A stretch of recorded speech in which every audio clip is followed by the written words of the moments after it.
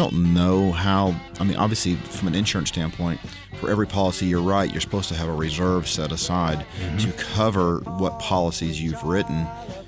So I'm assuming there's enough money out there to do it, but I don't know either A, how these companies don't go bankrupt, these insurance companies, or they simply just limit how much money people are getting, or they're going to make it so bad for people afterwards. That's one of the things that happened here also was the flood maps got changed after the 2010 floods here because a lot of people, the flood maps were from the 50s. You know, Metro here locally has a flood overlay on properties, so you could be in a zone that FEMA says is not a floodplain, but Metro could deem you to be in a flood zone, then you'd have to carry flood insurance at that point in time. So, I mean, their overlay is far-reaching over what the FEMA maps call for.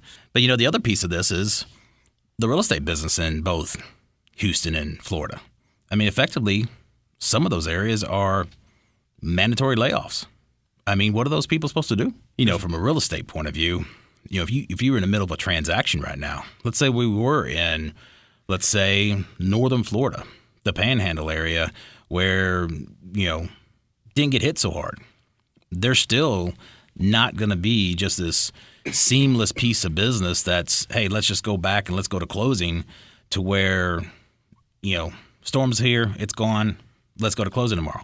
It doesn't work that way because the, you know, Fannie Mae, Freddie Mac, FHA, VA, whoever your loan's going through, they're more than likely going to say, hey, we want the appraiser to go back out and look at the property and do what's called 1004D, which is an appraisal reinspection, and take pictures and show us that the house is still there. Is the roof still on?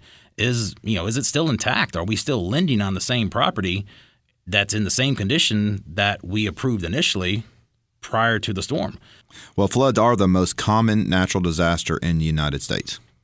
Most common. The most common. The average flood claim is nearly $42,000. 42. That's the statistics are saying. Wow. Yes, and flood homes are more common in the South, 21%.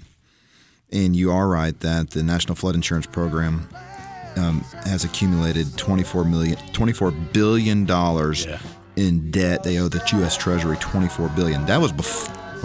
That was in 2016 at that point in time. So prior to Harvey.